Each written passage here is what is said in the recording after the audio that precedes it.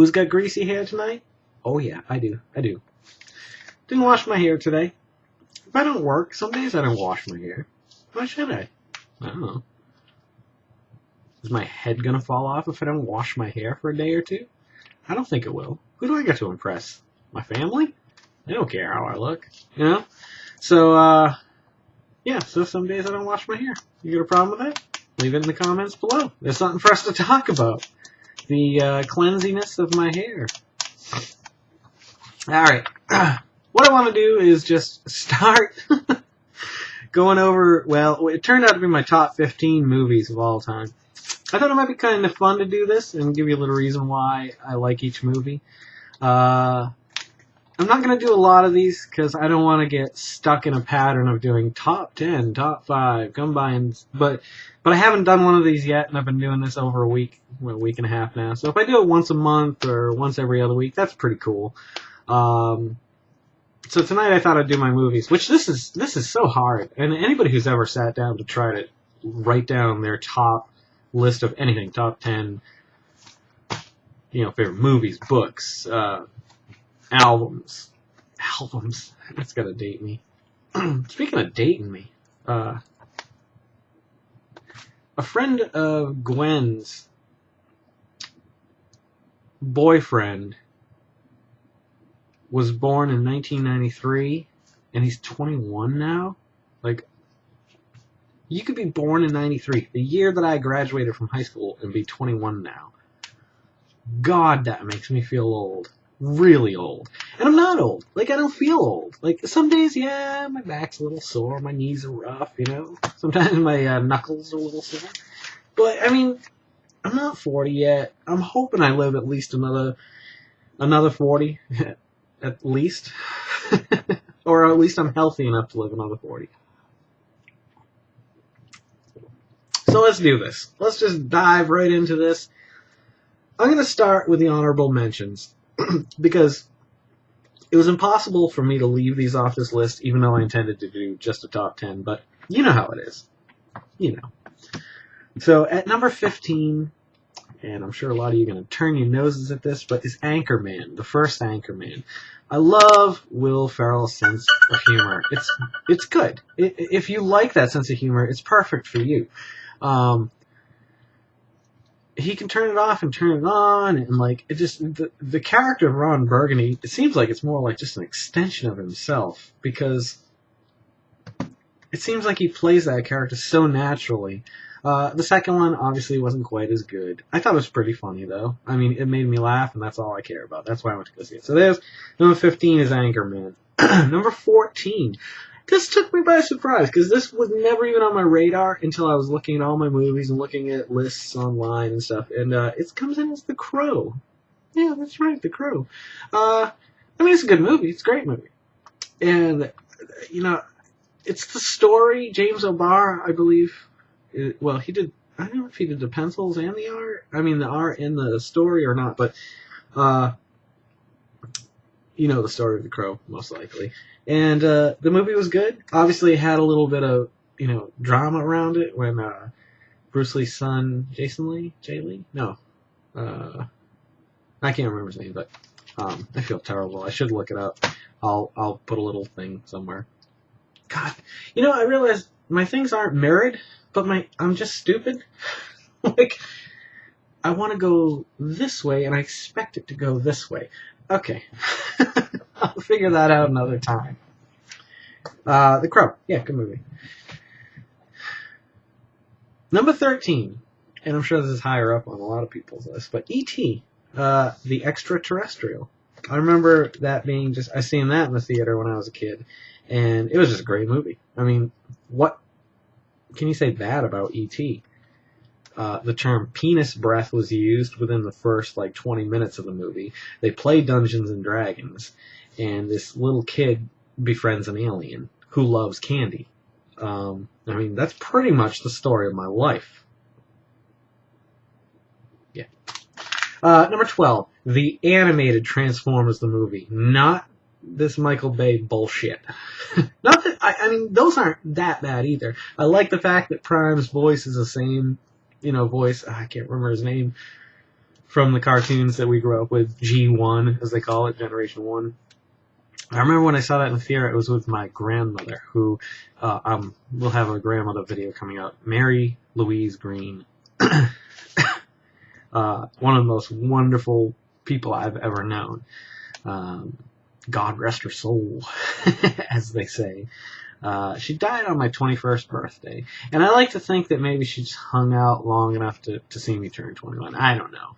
But I remember going to see this in New Hampshire or Maine with her and Mrs. Plummer, Maria Plummer, who was, I really think her and my uncle should have got married, because they clearly really loved each other.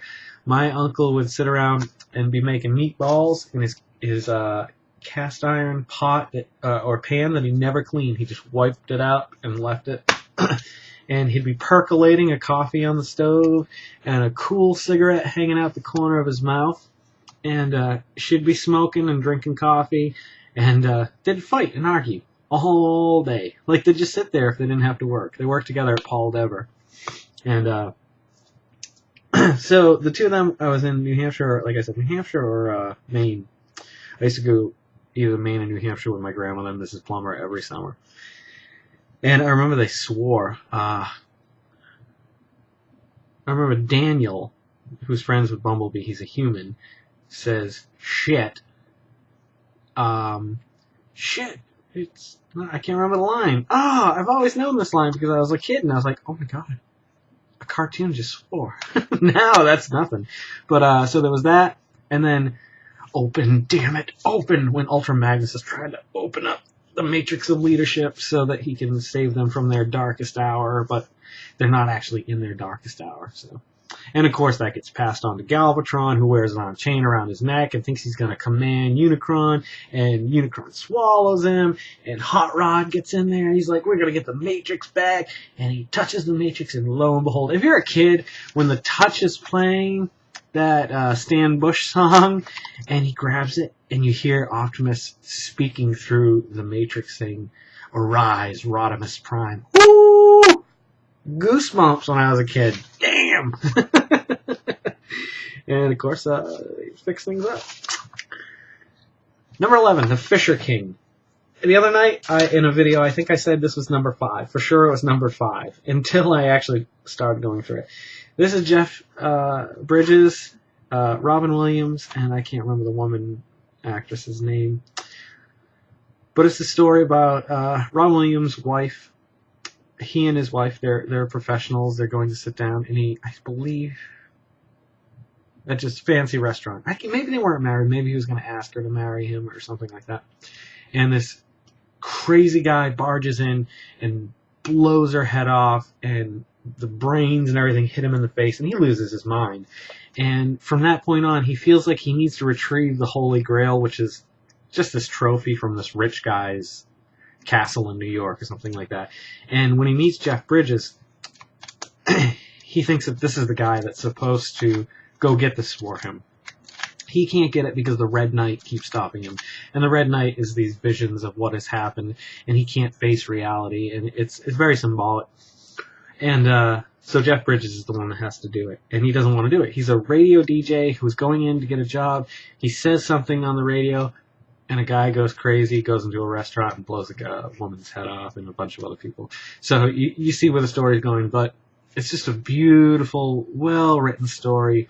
And there is just compassion in there, and resistance, and love, and just so well written, so well acted. Jeff Bridges, I mean, let's face it.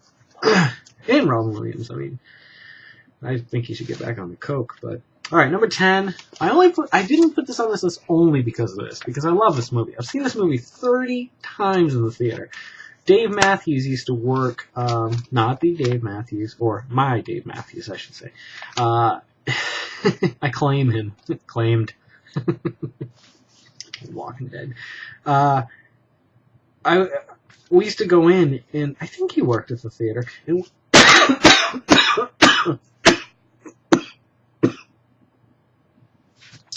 felt like Martin Short doing that. I don't know why. I don't hate Martin Short. I'm just not a big fan. We used to go in, watch it, come back out, and watch it again. Like, it was that like time when I was just getting into D&D when I was like 19 or 20 years old. I can't remember how old I was. And I just remember thinking, oh my god, this is awesome. This is the best movie ever made. And I was so glad when Mel Gibson won Director of the Year and the film won Film of the Year. That was pretty cool. I like that movie. It's got a good story, even though it's not real. Number 9, Dumb and Dumber. I love comedy. I love laughing. I laugh all the time. I try to laugh as much as I can because I think it keeps you young. And it keeps you happy, too. Me and Brad Rigo can pretty much quote most of this movie. Like, we saw this movie together so many times. Like, would be, making cheeseburgers one night. Or, like, he used to order exotic meats from somewhere out on the West Coast. And we'd have these nights where we'd make, like, buffalo burgers. Which now you can get buffalo meat in the stores. But, and we'd eat and we'd watch a movie. We watched a shit ton of movies. Me, him, Artie. I mean, he makes movies. That's his thing. So, we watched that quite a bit, and there's just lines in that movie that always stick with you. As far as I'm concerned, like Anchorman's like that too, and there's a few more coming up on this list where there's those quotes you use in real life after you've seen the movie, 10 years after seeing the movie, 20 years after you've seen the movie. It's going on 11 and a half minutes. Not bad. Okay. Number 8. Jurassic Park. Now, this movie moved me. I remember going to see this with Corey, I believe, at the mall, and sitting down and watching it, and, it was a good movie. Obviously, you want to see the dinosaurs. But the first time that the dinosaurs appear on the screen, I kid you not, it brought a tear to my eye. When I think it's the Brachiosaurus, stands up, it's eating the leaves, and it comes down, and boom, you get that, the deep bass from all the speakers, and I knew cinema had taken a turn at that point. Like, CGI had gotten to the point where it was somewhat believable. Even though we know that a dinosaur isn't in front of the camera, like, it was so good and so believable. That was the moment where, like, CGI went from to, like, okay, this is going somewhere. And love or hate CGI, I think I think it's overdone now, but that movie was just like the perfect moment. That's another subscription. Thank you, Chris Hamlin. My good man. I actually talked about Chris in the last video.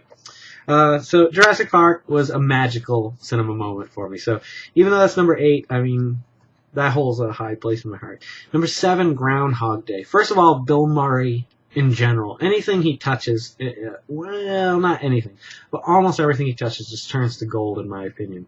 Groundhog Day, and obviously, he just passed away. Harold Ramis, wrote and directed that. I mean, pure, brilliant genius. You ever get that buzzing and you can't hear so well out of one ear? Maybe you don't.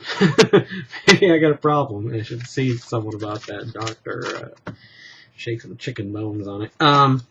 Yeah, I mean, I like it for so many reasons. The acting, and it's well thought out too. Like if you watch the director's cut over the commentary, I believe Harold Ramis talks about I think, I could be wrong, but I'm pretty sure it's like 1,000 years like he lives through all of this. To be able to learn how to become a master pianist, or do all the things he did would take an estimated amount of time. But like, at first, the great thing about this, and I'm going to talk about this a little bit, and then I'm going to cut this, I'm going to pick it up at number 6, which I should have done at number 5, but 6 I got a lot to talk about, so we'll cut it after this one. Harold Ramis, Bill Murray, since Stripes, well, you got Ghostbusters in there too. And I heard somewhere that they didn't get along, which is shocking to me because their on-screen performances are just phenomenal.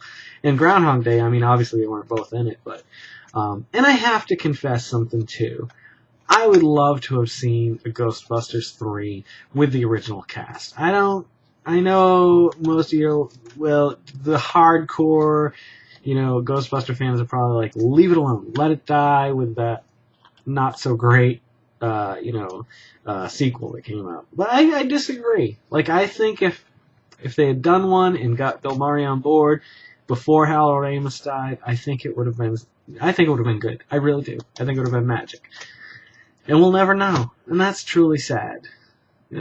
So we'll leave this one on a sad note, and I'm going to pick it up on a much better note. It's all about crucifixions and beatings, and no, it's not what you think it is. Just come back and you'll see. Okay, I'll be right back.